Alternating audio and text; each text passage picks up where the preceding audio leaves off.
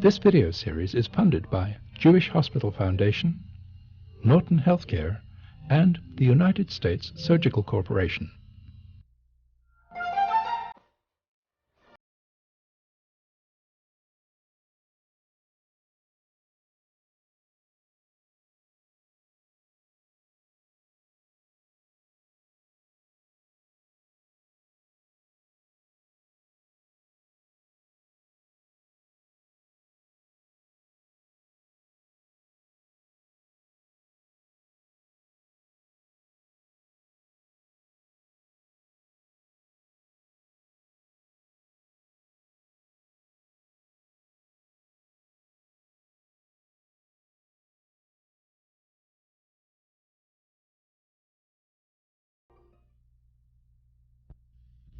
We'll look at the lower extremity in 4 sections. In this first section, we'll look at the hip. After that, we'll look at the knee. Then we'll go down to the ankle, and lastly, we'll look at the foot. Before we get started, there's a simple term we need to define: the leg. In everyday speech, the leg means everything from the hip downwards. But in anatomy, only this part, from the knee to the ankle, is the leg, and this part, from the hip to the knee, is the thigh. In looking at the hip region, we'll start with the bones. After that, we'll look at the hip joint and its movements, and then we'll look at the muscles which produce those movements. Lastly, we'll look at the vessels and nerves. First, let's see the bones. Here are the lumbar vertebrae, the pelvis, and the 2 femurs. We'll look at the pelvis by itself. The pelvis is made up of the 2 hip bones, or innominate bones, and the sacrum. The fibrous joints which unite them, the 2 sacroiliac joints behind, and the pubic symphysis in front, permit almost no movement. We look at the right hip bone by itself. The hip bone is formed by the fusion of 3 bones: the ilium, the ischium, and the pubis. The names of these bones give rise to the names of the various features of the hip bone. Let's look at these features. This broad bony plate is the wing or ala of the ilium. Its broad roughened edge is the iliac crest, an area where many important muscles attach. The iliac crest ends in front at the anterior superior iliac spine, and behind at the posterior superior iliac spine.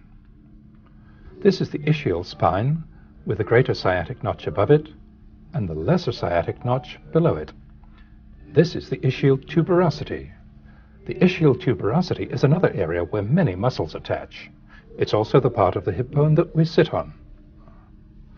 The socket for the hip joint is called the acetabulum.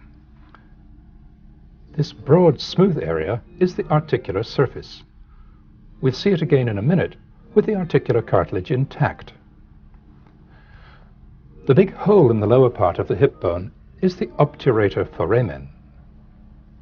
This is the body of the pubis, this is the superior ramus of the pubis, and this is the ischiopubic ramus. This prominence is the pubic tubercle, to which the inguinal ligament is attached. It's helpful to keep in mind that the upper part and the lower part of the hip bone face in different directions, like my hands. So when we look at the hip bone from in front, like this, we see the inner aspect of the ilium and the outer aspect of the pubis and ischium. Now that we've looked at the hip bone, let's bring the sacrum back into the picture. We're looking at the bones as they'd be in the upright standing position. And it's perhaps surprising to see the angle at which the sacrum lies. Its pelvic surface is more nearly horizontal than vertical. The sacrum is attached to the hip bone not only by the sacroiliac joint, seen here from behind, but also by 2 big ligaments, one going to the ischial spine and one going to the ischial tuberosity, as we'll see in a minute.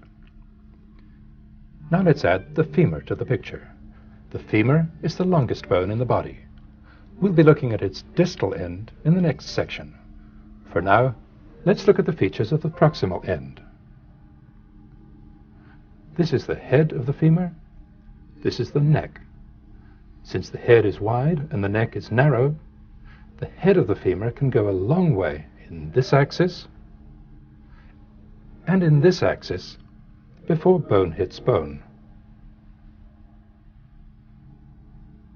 This prominent lump is the greater trochanter, and this one is the lesser trochanter. The greater and lesser trochanters are important muscle insertions. This line, the intertrochanteric line, marks the insertion of a major ligament of the hip joint, which we'll see in a minute. On the back of the femur, this prominent ridge, the intertrochanteric crest, runs from the greater to the lesser trochanter. This broad rough area is the gluteal tuberosity. This rough line running down the shaft of the femur is the linea aspera. Many muscles have their origins or their insertions on the linea aspera, on the gluteal tuberosity,